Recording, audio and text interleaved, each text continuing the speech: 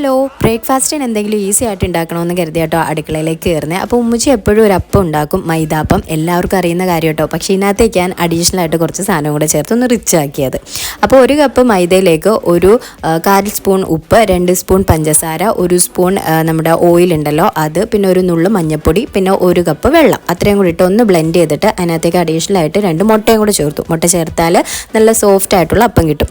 ഇതിനകത്തേക്ക് പരിപ്പ് കറിയോ കിഴങ്ങ് കറിയോ എന്ത് വേണമെങ്കിലും നമുക്ക് കോമ്പിനേഷനാണ്. ഞാൻ കിഴങ്ങറി ആട്ടോ ഉണ്ടാക്കിയത്. അങ്ങനെ അത് കുക്കറിലേക്കിട്ട് വിസിലടുപ്പിക്കാൻ വെച്ചു. ദെൻ പാനിലേക്ക് നമ്മുടെ ഈ ഒരു മിക്സ് ഒഴിച്ച് ഒന്ന് ചുറ്റിച്ചെടുത്തു. പരത്തിയെടുത്ത് കഴിഞ്ഞാലുണ്ടല്ലോ ഇത് തിരിച്ചിടുമ്പോൾ ഒരു കുമിളകൾ വരില്ല, അതുകൊണ്ട് ചുറ്റിച്ചാട്ടം എടുത്ത് ദെൻ അതിനകത്തേക്ക് കുറച്ച് എണ്ണ ഒഴിച്ചിട്ട് തിരിച്ചിട്ട് കഴിഞ്ഞപ്പോഴത്തേക്കിനും അതിനകത്തേക്ക് ചെറിയ ചെറിയ കുമിളകൾ വരാൻ തുടങ്ങിയിട്ടുണ്ട്. ഇത് വന്ന് നല്ല മുരിഞ്ഞ് കിട്ടിയാൽ ആപ്പത്തിന് നല്ല ടേസ്റ്റാണ്.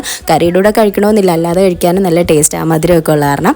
അങ്ങനെ ആ ഒരു കറിയും ഒക്കെ ആയിട്ട് ആ ഒരു ഫുഡ് അങ്ങോട്ട് കഴിച്ചു. അപ്പോൾ അത്രയേ ഉള്ളൂ. വീഡിയോ ഇഷ്ടമായാൽ സബ്സ്ക്രൈബ് ചെയ്യാൻ മറക്കല്ലേ. ബൈ.